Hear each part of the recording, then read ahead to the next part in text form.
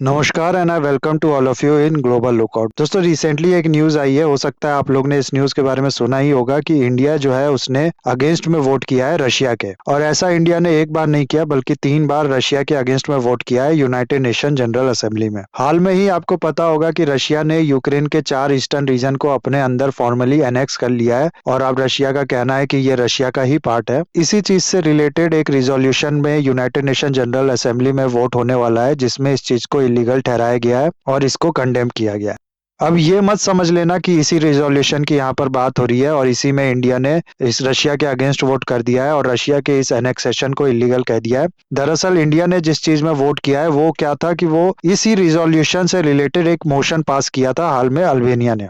ये मोशन किस लिए था? तो ये था क्योंकि रशिया चाहता था कि ये जो रिजोल्यूशन पे वोट होने वाला है ये वोट हो सीक्रेट बैलेट के थ्रू। लेकिन इसके अगेंस्ट में अल्बानिया एक मोशन इंट्रोड्यूस करता है जिसमें कहता है कि नहीं, ये सीक्रेट वोट के थ्रू नहीं बल्कि ओपन वोट के थ्रू होना चाहिए। इसके अलावा आप लोग को पता ही होगा कि हाल में डॉक्टर एस जयशंकर जी जब ऑस्ट्रेलिया गए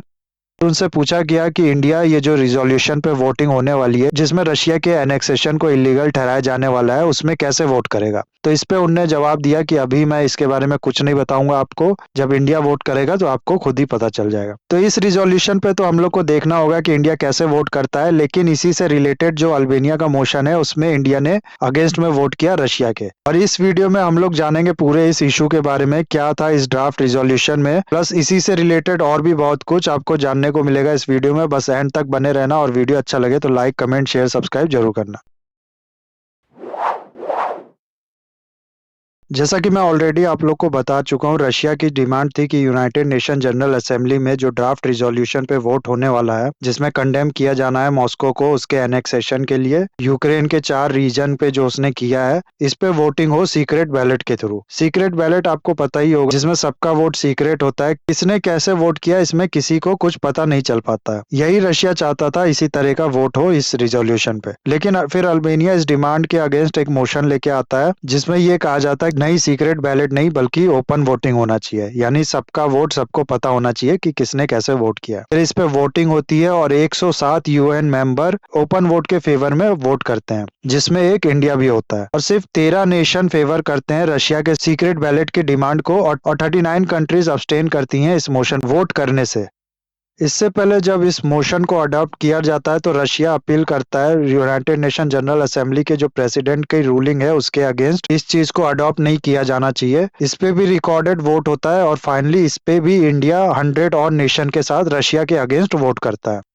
फिर इस चीज को रिकंसिडर करने की भी डिमांड करता है रशिया, उस पे भी वोटिंग होता है, उस पे भी 104 कंट्रीज इंडिया को इंक्लूड करके रशिया के अगेंस्ट वोट करती हैं और 16 कंट्रीज ऐसी हैं जो रशिया के फेवर में वोट करती हैं और 34 कंट्रीज अब्सटेन करती हैं इस चीज से। लेकिन फाइनली इस मोशन को अडॉप्ट कर लिया जाता है और इस पे वोटिंग होती है जिसमें मैंने ऑलरेडी आप लोग को बताया सिर्फ 13 नेशन ऐसी हैं जो रशिया को फेवर करती हैं और 107 कंट्रियां रशिया के अगेंस्ट वोट करती हैं और 39 कंट्रीज अब्सटेन करती हैं। तो इतना तो अब ये तय है कि ये जो ड्राफ्ट रिजोल्यूशन है जिसपे रशिया को कंडेम किया जाना है उसका जो एनेक्सेशन है उसको और उसने जो रेफरेंडम कराया है उसको इलीगल और फ्रॉड बताया जाना है, इसके लिए वोटिंग जो होगी ये रिकॉर्डेड वोटिंग होगी, सीक्रेट बैलेट के थ्रू नहीं होगी। इसके अलावा आपको पता ही होगा कि सेम चीज के लिए यूनाइटेड नेशन सिक्योरिटी काउंसिल में भी एक रिजोल्यूशन टेबल्ड किया गया था जिसमें इंडिया ने वोट करने से अब्सटेन कर दिया था और फिर फाइनली रशिया ने इसको वीटोड कर दिया, जिसकी वजह से इस रिजोल्यूशन का कोई नतीजा नहीं निकल पाया। और उसी के बाद से यूएस ने डिसाइड किया था कि अब हम लोग इस चीज को यूनाइटेड नेशन जनरल असेंबली में लेके जाएंगे और वहां पर इसको पास कराएंगे, क्योंकि यूनाइटेड नेशन जनरल असेंबली में किसी भी कंट्रीज के पास वीटो नहीं होता बल्कि हर कंट्रीज के पास एक ही सिंगल वोट होता है। यूनाइटेड नेशन जनरल असेंबली में इस पे जो वोटिंग है वो अभी होनी है और जैसा कि मैंने आपको बताया अब इस पे रिकॉर्डेड वोटिंग होगी। नाउ इसके बाद हुआ क्या है कि रशिया के जो परमानेंट रिप्रेजेंटेटिव है यूनाइटेड नेशन में, वेसिली नेवेंजिया, उनने अक्यूज किया है यूनाइटेड नेशन को कि यूनाइटेड नेशन में फ्रॉड हुआ है और इस चीज में जनरल असेंबली के जो प्रेसिडेंट है वो भी शामिल है, जो कि एक बहुत ही दुख की बात है।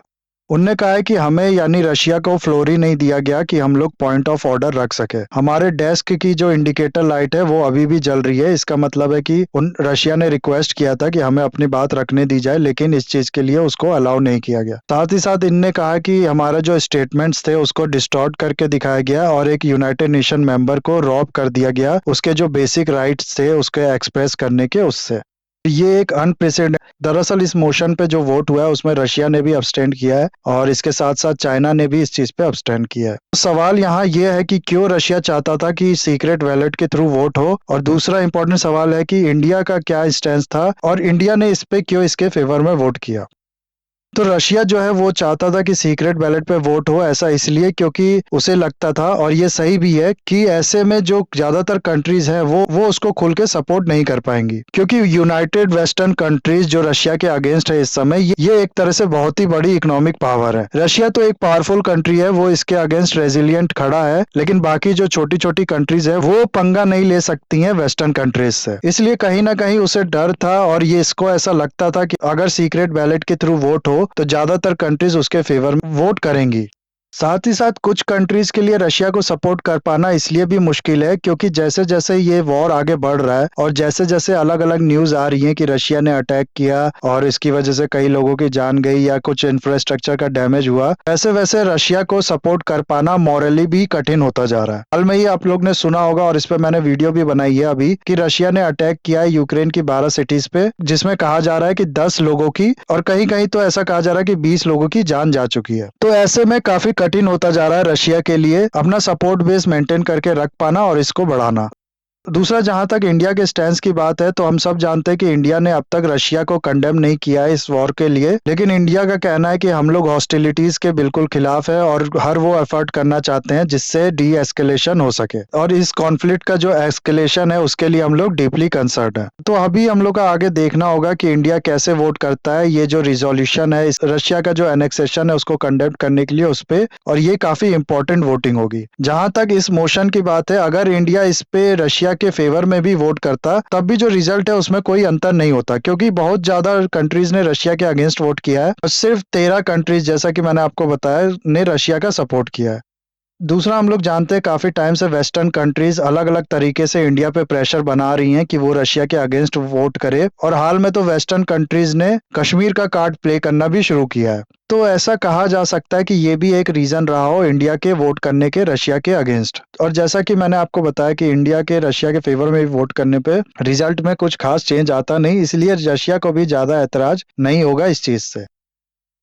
लेकिन अभी जो है कुछ खास कहा नहीं जा सकता इस पूरे डेवलपमेंट पे, क्योंकि ये जो वोटिंग है ये किसी बड़े डिसीजन के लिए नहीं थी, सिर्फ ये डिसाइड होना था कि हम लोग जो ड्राफ्ट रिजोल्यूशन है उस पे कैसे वोट करेंगे, सीक्रेट बैलेट के थ्रू या फिर ओपनली वोट करेंगे। इसलिए सिर्फ इस पे वोटिंग से ये नहीं डिसाइड किया जा सकता कि इंडिया का क्या पोजीशन है और आगे वो क्या डिसीजन लेगा। बाकी देखना होगा इस ड्राफ्ट रिजोल्यूशन पे कैसे वोट करता है इंडिया, और जिस पे सबकी नजर होगी आई थिंक उस वोटिंग का जैसे डिसीजन आता है और जैसे ही वो वोटिंग होती है उस पे भी मैं अलग से एक वीडियो बनाऊंगा। अभी के लिए मुझे दीजिए इजाजत, इस वीडियो को मैं यहाँ खत्म करता हूँ, और वीडियो अगर आपको अच्छा लगा तो इसे लाइक कमेंट शेयर सब्सक्राइब जरूर कीजिएगा। That's all, have a nice day, take care.